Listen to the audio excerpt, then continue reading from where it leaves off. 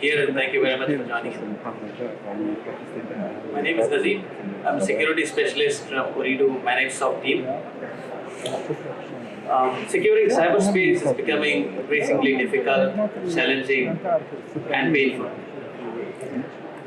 This is not only for organizations and businesses, even as individuals, we are all affected by this cyber menace.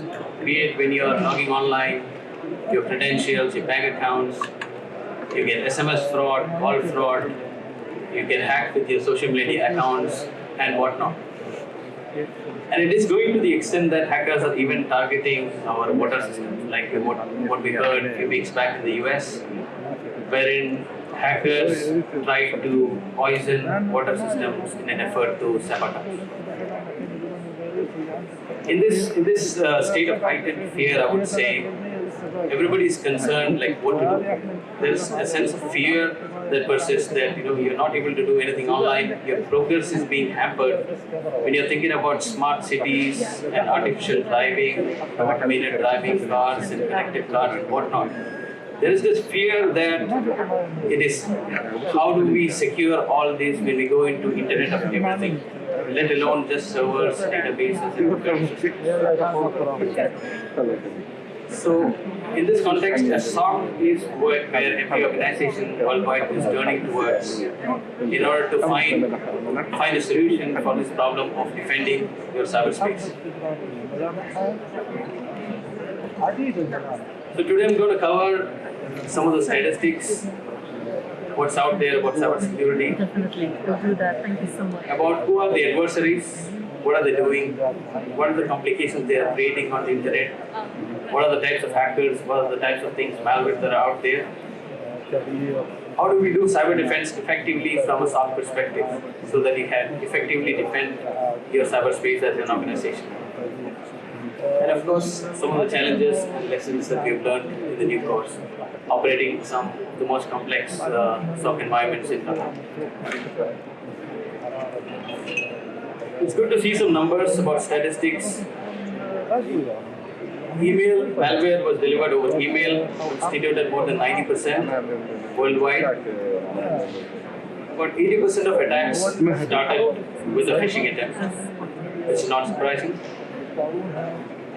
Vulnerabilities in software which remain unpatched, which is 30%, more than 30%. That is around 11,000 vulnerabilities out there still where there is no fix. People may be aware, may not be aware, and you can still exploit those vulnerabilities in order to get into your systems.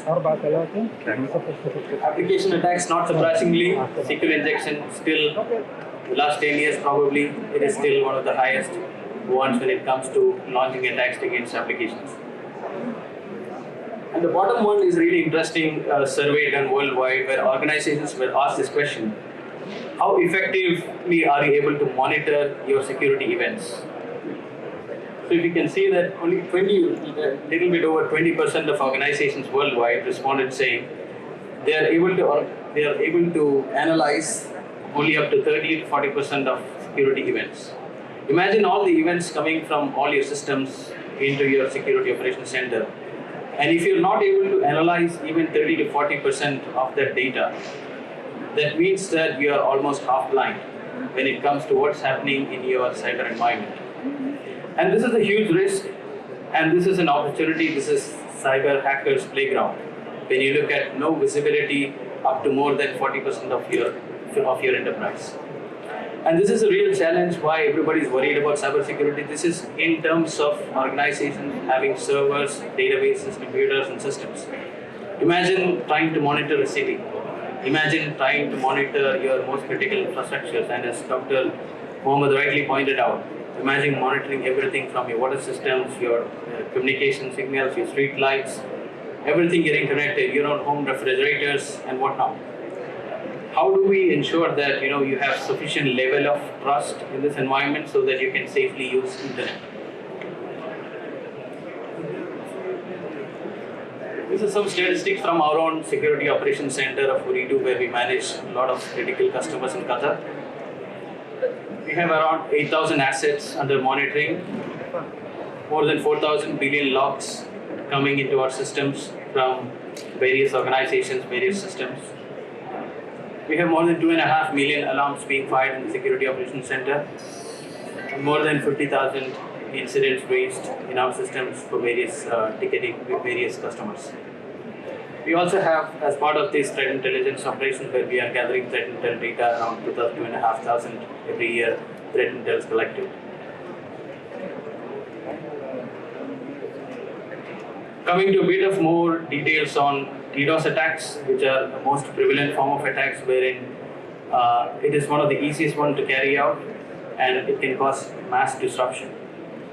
So this is for Qatar specifically, from our systems which we use to protect our customers and ourselves as Ooredoo as an ISP from Ddos attacks. If you see from Jan to December, almost every month we have more than 2,000 attacks towards Qatar on a monthly basis. And sometimes it goes up. In June, for example, you see it's like more than 4,000 attacks. The largest one, the longest one by duration was like 4 days attack. And the largest one we saw last year was in November, where we had more than 100 gigs of traffic being pumped against some of our IS numbers. That was the largest we saw in the last year.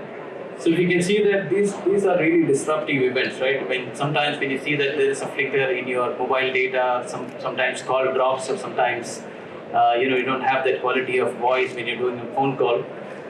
Probably it is like these kind of DDoS attacks are being launched against ISPs, against countries. And these are really disruptive, it really affects the quality of service that ISPs can provide about what other customers can provide with their online presence, be it e-commerce and other businesses. And DDoS attacks have been really increasing in size because of the way in which hackers have been getting creative, pumping out more volumes of traffic with whatever is available on the internet, and with the advent of things like IoT, it's even getting worse. Like we have millions of devices out there which are not secured, like CCTV cameras and stuff, which can be used against you as a customer, as a country, as an ISP, and whatnot.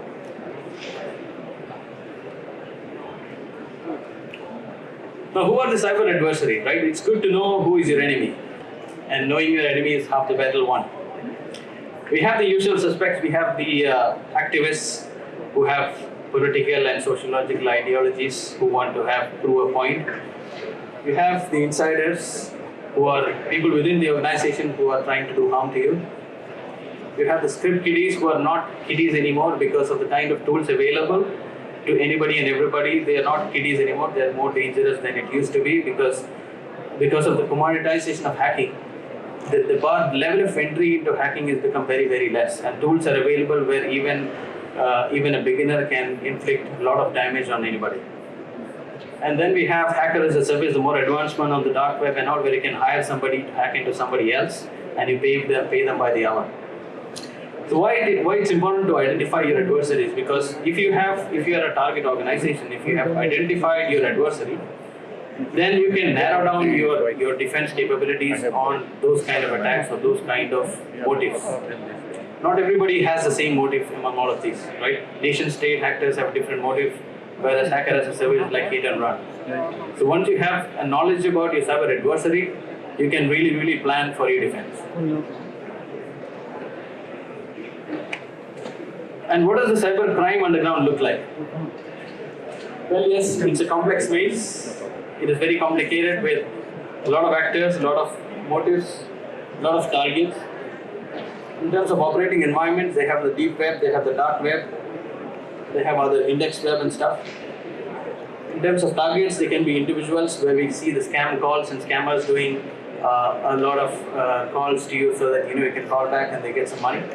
It can be businesses where they are trying to disrupt your business.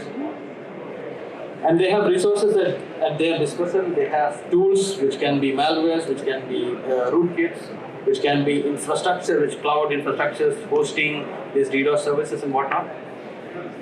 And on the actions, what they do theft of your personal data, of your financial data, of your non-public information. They steal your personal records.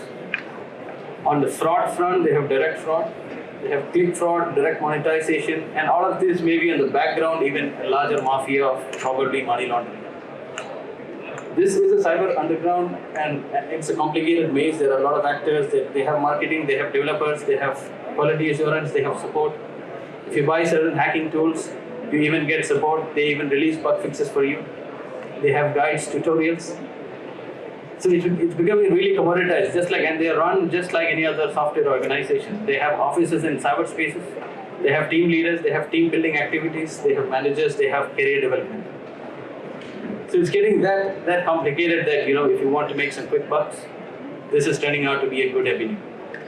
And as you can see that DDoS for 1 hour you get for $30, and it can be something as damaging as your services are down for 1 day. US credit cards are $7 a piece. Gets a bit more costly in the UK, I don't know why, $15 a piece. These are the sort of things that you can buy on the underground. These are the results of data flush that happened. Somebody already hacked into all of these accounts and data leaks in banks and organizations.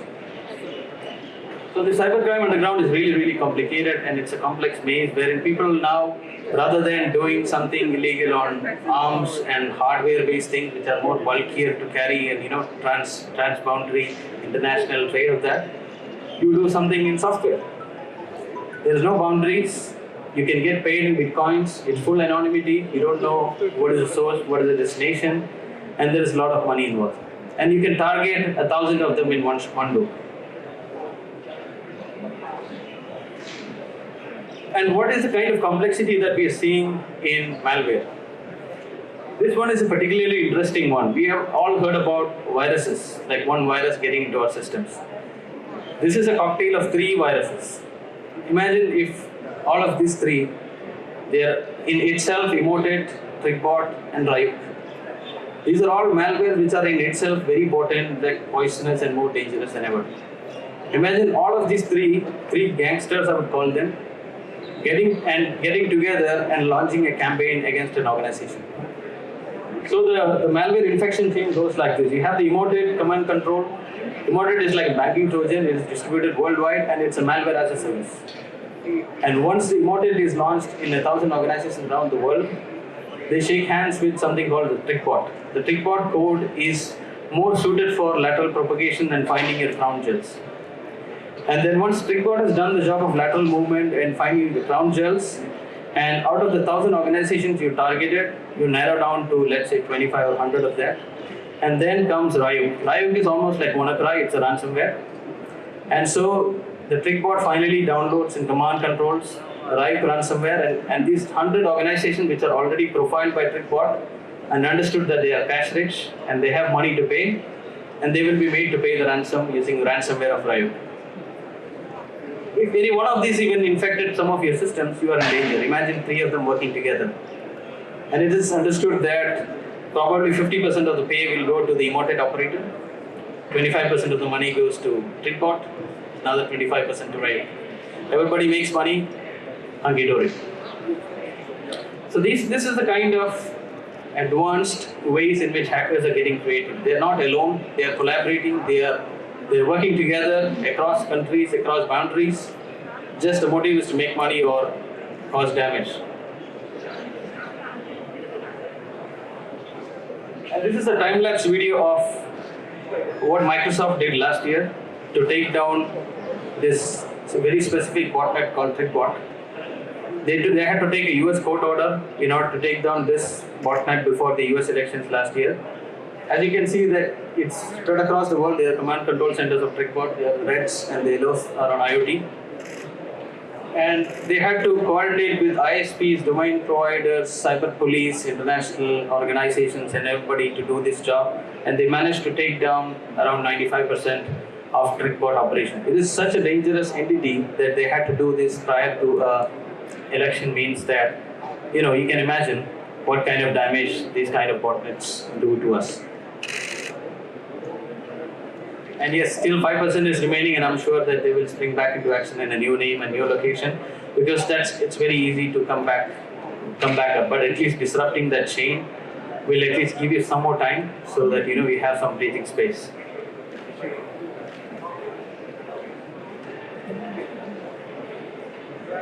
Now, in the midst of all this, what do we do and how do we organize ourselves as organizations?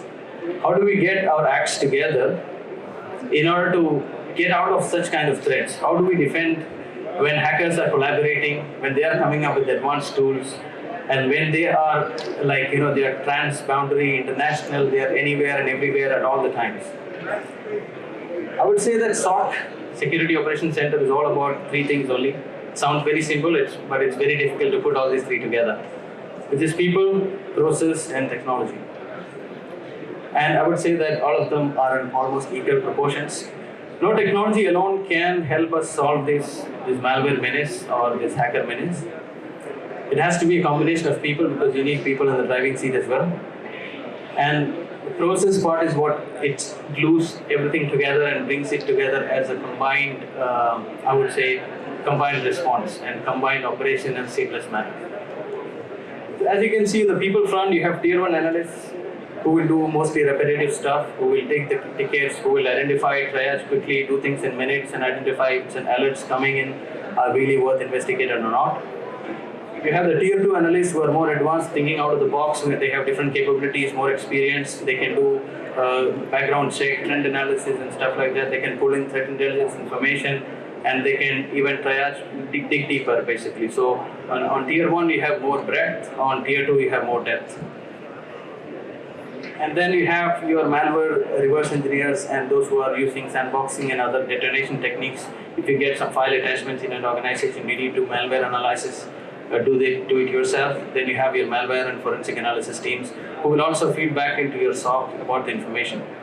And most of the organizations, and as what we do as managed SOC operator, is we have a SIM which will be collecting all the logs, which will be doing real-time trending, advanced analytics, historical trending, visualization tools, IDS, IPS, and other honeypot-like tools. And then we have, on the left, we also have all the tuning folks who take care of the tools itself. We have SIM administrators, the IDS tuners, IPS tuners, and all the folks who take care of your infrastructure.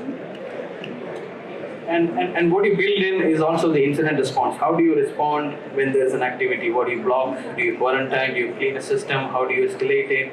How do you do incident response with other entities if you're legally bound to inform other national entities like QCERT or MOI? So this is another part of the cyber incident response. Now, what are some of the capabilities that you need in a SOC to be successful? Real-time analysis, definitely, because hackers are operating in real time. We need to be able to match what is happening in our environment in real time, 24/7. Intelligence and trending, very important, just like in any other war or any other situation, you need intelligence. You need to know beforehand who is targeting you. You need to know who is targeting your industry, your vertical, what has been the trend in the last year, what is going to come. You need those kind of intelligence and trending. You need incident response for sure, because there is no silver bullet and nobody is 100% secure. You need to have an incident response plan, and one day you're going to be hacked. And as I say, there are only two types of organizations, one that is already hacked and one that does not know that they're already hacked. So you need to have a proper incident response plan. Artifact analysis, as I told you, if you want to do your own malware analysis inside your labs, you need to be able to have those capabilities. SOC tool lifecycle support, like you need to be able to support your software and hardware which is helping you to do your SOC operations and detection and response. Scanning and assessment services, you need to be doing continuous vulnerability scanning of your enterprises so that you know the vulnerabilities exist, and you do virtual patching, you do something like mitigation measures so that these vulnerabilities are not exploited out by hackers and you know it beforehand. And last but not least, the outreach mechanisms. How do you escalate to your own CERT agencies and other agencies where you need more help?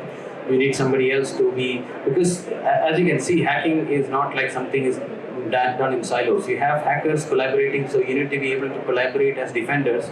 You need to be able to leverage your other SOCs, other partners, other peers, and all in the same business. Otherwise, you cannot work against these kind of sophisticated hackers.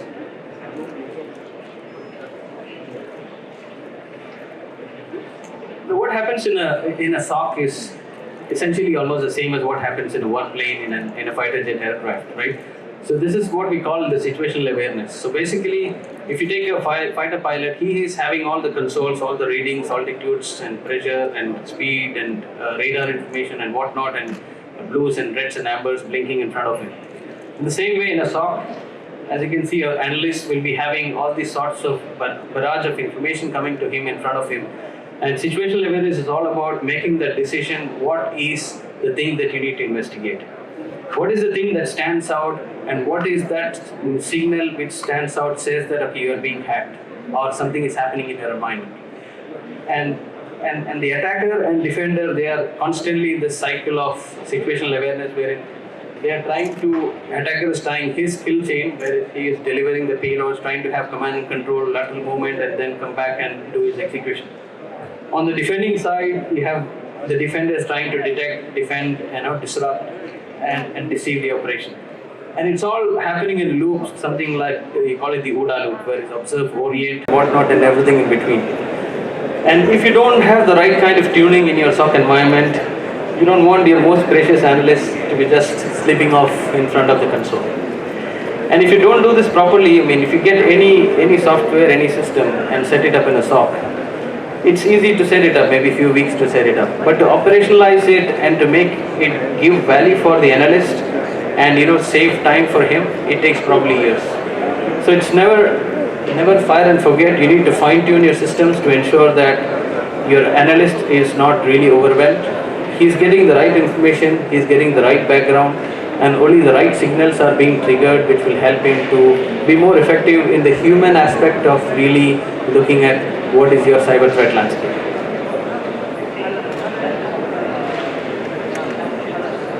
Another important aspect in a SOC is something that we call the ops tempo. The ops tempo is all about really coming up to speed with what a hacker can do versus what a defender can do. So on the left, as you can see, what is the attacker able to do in seconds, minutes, hours, and there is even what they can do in a day and month and year.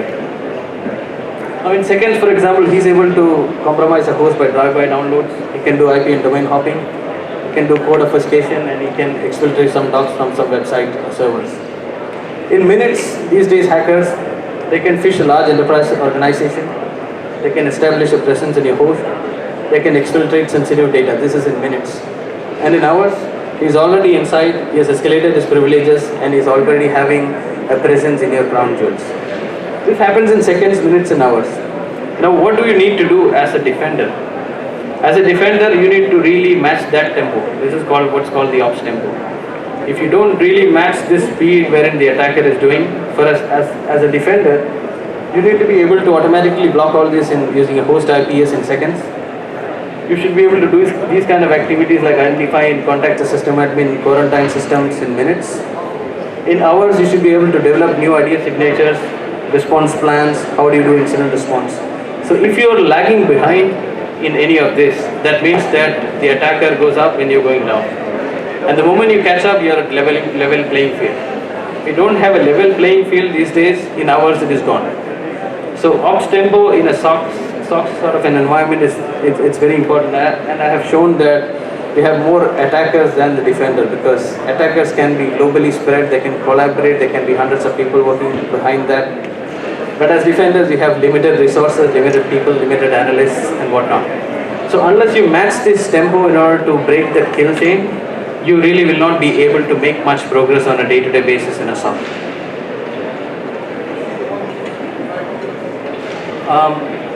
Here's a list of some of the things that we feel are some key success factors when it comes to having a successful SOC operation to defend against such sophisticated enemies.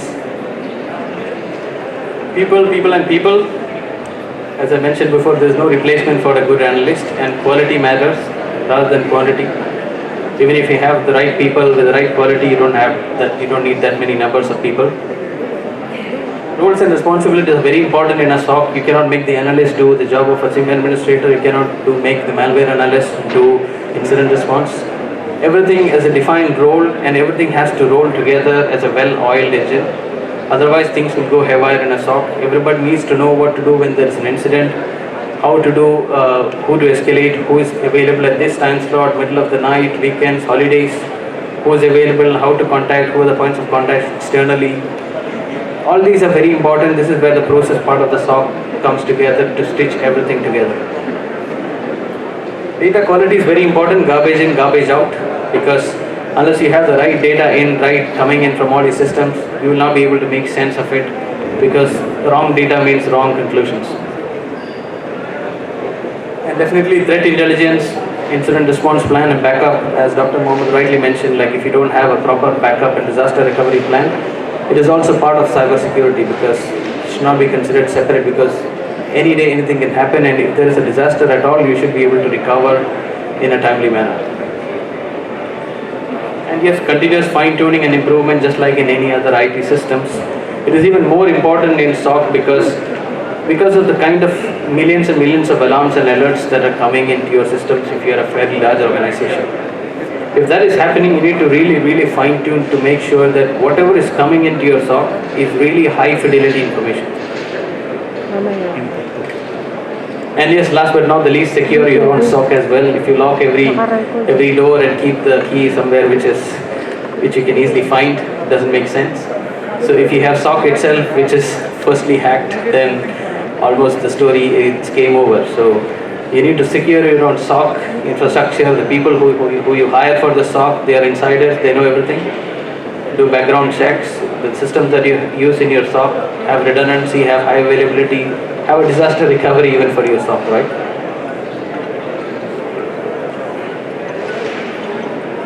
And just a few fun cyber facts. Well, in fact, it may not be that much fun for people who got impacted by this.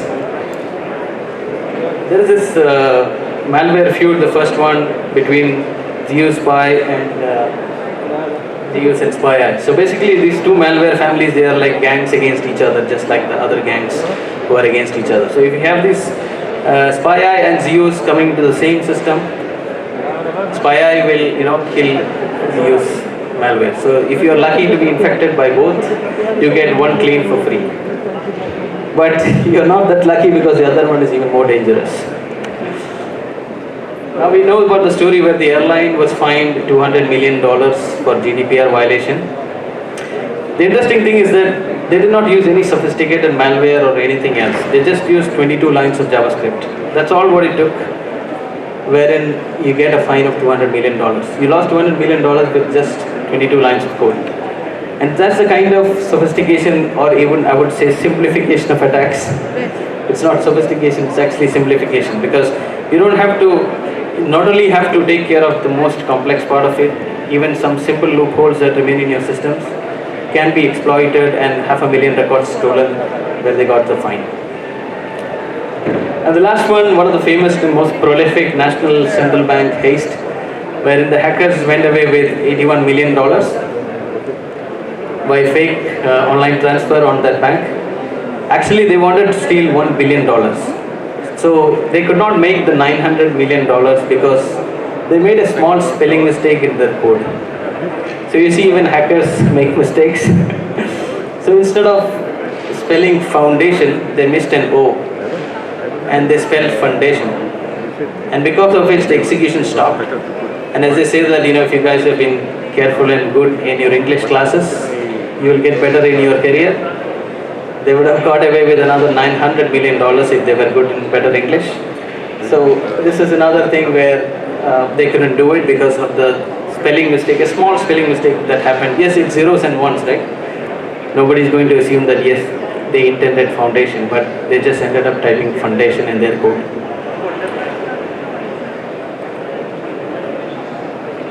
Yes, that's about it from my side. About SOC operations and how to better defend your cyberspace. If you are having some questions, more than happy to take.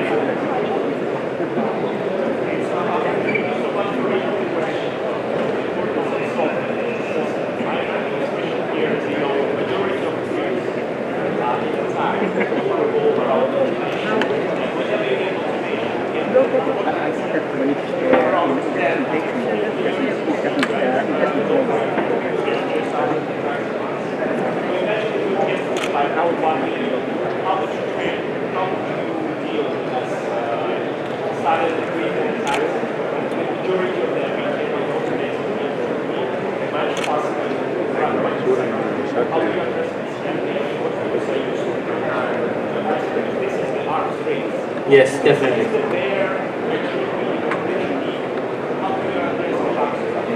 Great question. So the question is like, if you have these many thousands of alarms coming in and you have limited amount of people to do the job, how do you get ahead of the arms race, right? So I would again call it that it's again a combination of people, process and technology.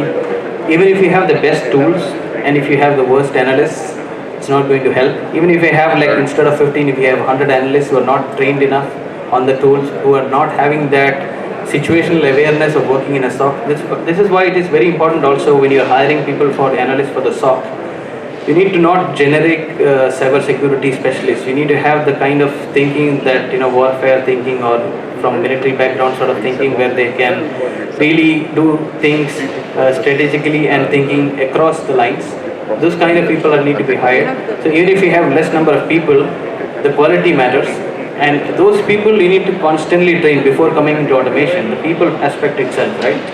You need to constantly train them and hone their skills. They should be aware that, okay, something like a Microsoft Exchange server hack happened and there is something called ransomware, which is DRCry, which is just launched. They should be able to have that information. And having information in advanced and threat intelligence goes a long way in weeding out and trying to be ahead of the curve. Now, in terms of automation, definitely most of the vendors themselves, they are having provisions to really automate their own tools and add more rule sets, more ifs and buts, like programmable softwares, right? And as well as, you get as analysts, you need to develop your own internal tools as well. So not every SOC and every environment is the same. So if you have people developing your own internal SOC tools, that also helps to complement what is available from commercially off the shelf. So yes, definitely automation helps a lot, and these days most of the components come integrated with machine learning and advanced artificial intelligence and stuff. I mean, they don't do autopilot. I wouldn't say that it just works in autopilot, but definitely the goal is that you need to cut down the noise as much as possible to find that needle in the haystack. Thank you very much, sir. Thank you very much. If you have any more questions, I'm available at our Ooredoo booth. We can have a discussion. Okay, thank you. Thank you.